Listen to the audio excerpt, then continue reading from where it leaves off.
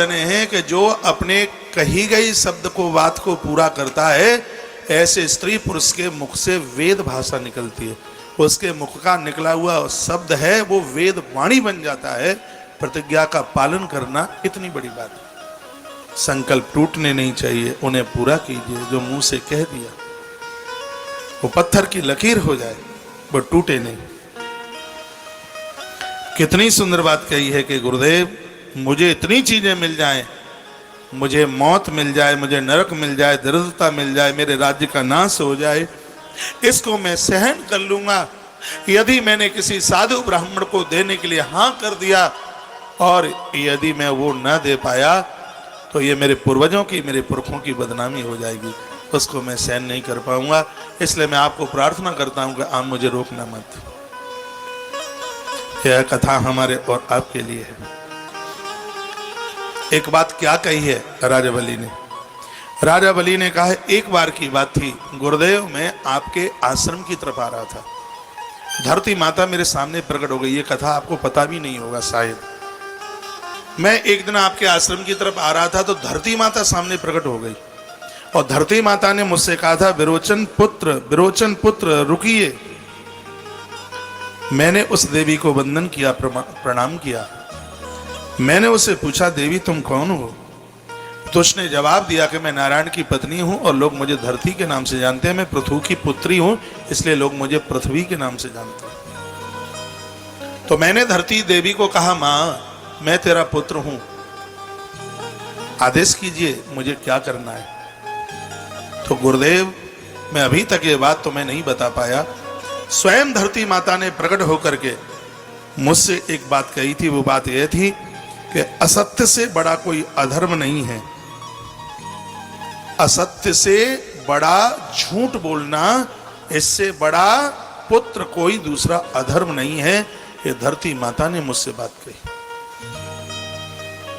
असत्य के समान कोई दूसरा पातक नहीं है। और मुझे लगता है कि गोस्वामी तुलसीदास जी महाराज ने भागवत का ये पन्ना पढ़ा, इसलिए उन्होंने रामायण में चौपाई डाली, इसी श्लोक के अर्थ में डाली है।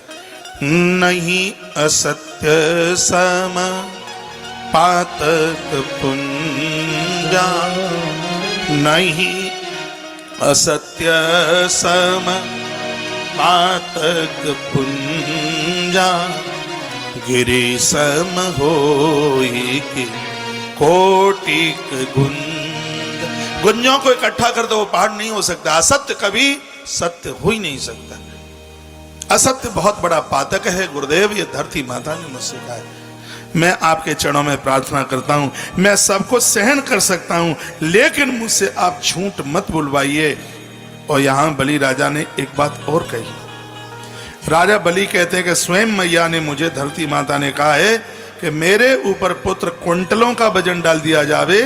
देखो श्लोक में बोल रहा हूं, ये श्रीमद् भागवत जी के 8वें स्कंद के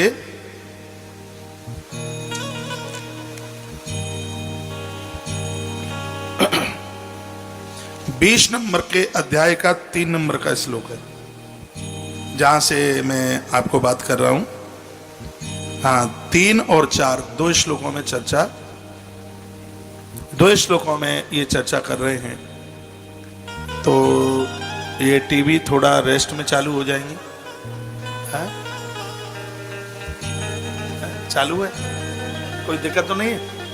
चलो क्या लिखा है सुनिए। न असत्या परो धर्म इति होवाच भूर्ययम्। ये 4 नंबर का श्लोक है, 20वां अध्याय 8वां स्कंद 20वां अध्याय श्लोक नंबर 4। राजा बलि कहते हैं, न असत्य परो अधर्मा इति हो उवाच भूरियम। ये धरती ने मुझे कहा था। और धरती ने क्या कहा सुनो। सर्वम सोडमलम मन्ये ऋतुली का परम नरम, नाहम विवे निर्याना धन्याना सुखार्णवात। धरती माता ने मुझे कहा था कि मेरे ऊपर क्विंटलों का वजन कोई डाल दे, मुझे वजन नहीं लगता। और जब असत्य भाषण करने वाले मेरे ऊपर चलते हैं तो मैं थर थर कांपती हूं। मैया धरती कहती है कि झूठों का जो वजन है वो मैं सहन नहीं कर पाती। इन असत्यवादियों का जो वजन है उसको मैं सहन नहीं कर पाती। जो झूठ बोलते हैं, असत्य बोलते हैं, इनके पुण्य क्षीण होते हैं और अग्रसर जन्म में इनको ना अपना मकान होता, ना अपना गृह होता इनके पास, और ये भटकते रहते हैं। इसलिए हे गुरुदेव, जो माने मुझे कहा है मुझे वह पूरा कर लेने दीजिए, मुझसे झूठ मत बुलवाइए, क्योंकि झूठ बोलने वाले का भार धरती भी कभी सहन नहीं कर पाती। और लोग बिना कारण के झूठ बोलते हैं। सांच बराबर तप नहीं, झूठ देखो आप मुझसे कुछ भी नहीं कह पाओगे।